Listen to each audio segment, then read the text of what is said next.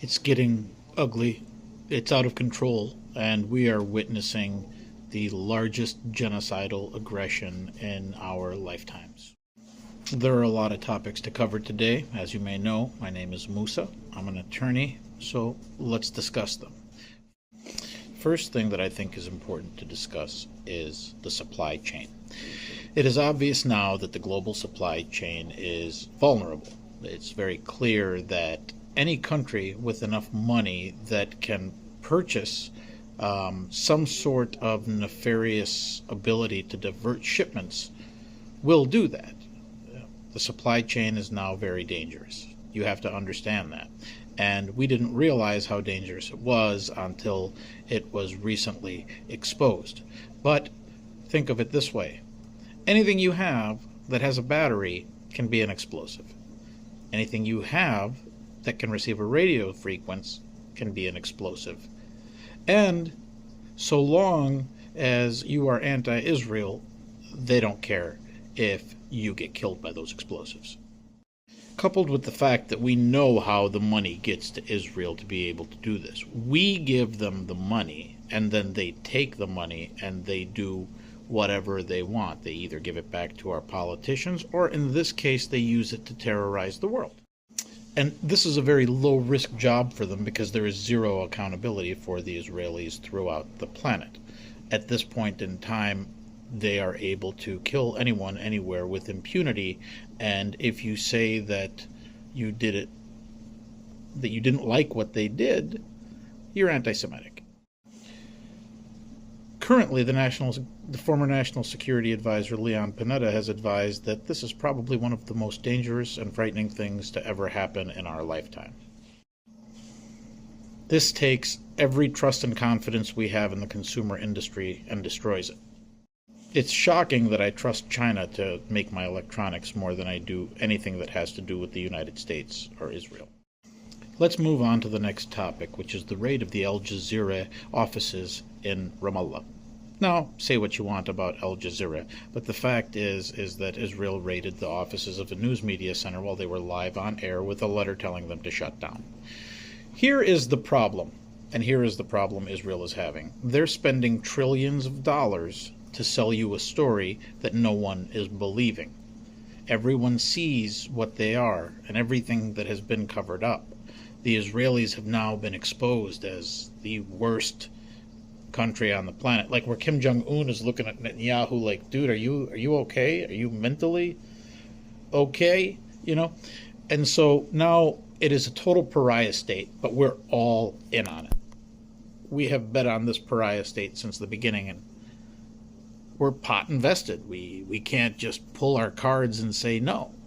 So what we have is an area where not only is there a lack of accountability, but there's a major lack of transparency. TikTok, Facebook, YouTube, Instagram, all of those things are exposing what's happening there.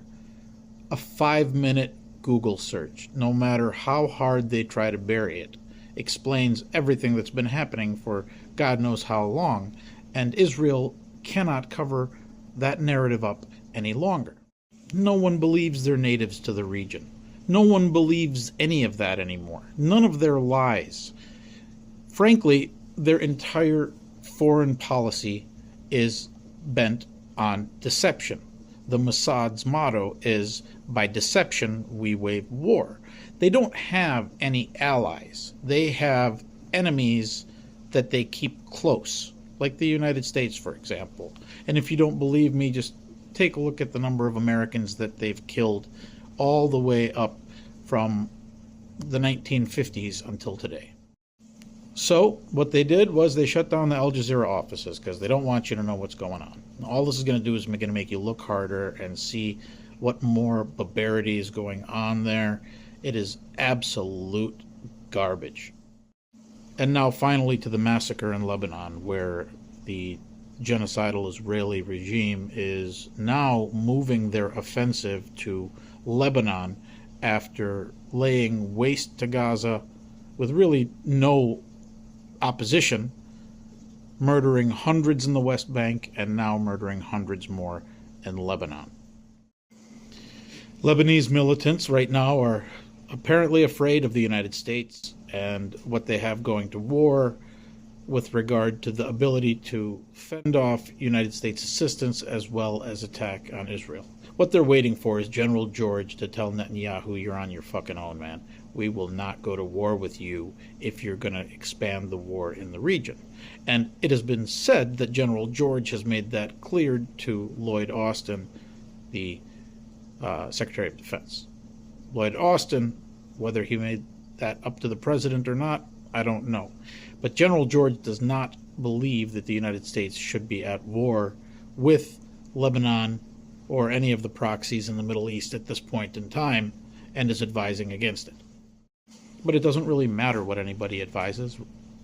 Netanyahu's going to do what he wants, and then we're just going to support him because of how corrupt this country is. The fact is this country is bought and paid for, and a lot of these people have dual loyalties. These are not tropes. These are facts. As a matter of fact, the loyalty goes deeper. The loyalty is to one country over another, and you can see that through many, many years. The USS Liberty, the stealing of the nuclear secrets, the assassination of Americans in Palestine and Americans in Israel, these are all things that go in and factor into the expansion of the definition of terrorism to include Israel, which is a state-sponsored terrorism, rather than just individual tribes or groups. This is an actual state-sponsored. They vote on terrorism. They believe in terrorism. They live a life of terrorism. And they keep a military superiority in the area through the United States and Great Britain. And yet here we are, a year later. They have military superiority. They're fighting people who are wearing flip-flops. They've gotten nowhere. No matter how many tactical victories Israel gets, they've already lost. And they lose every day. I mean, at this point, this country is viewed as an outright pariah.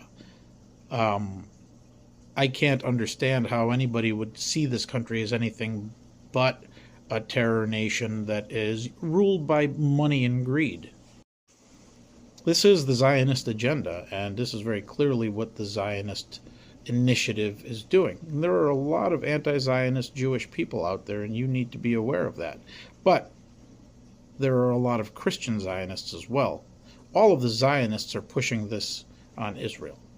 And this is what's causing everything to happen. It's like people can't wait for the rapture to come fast enough.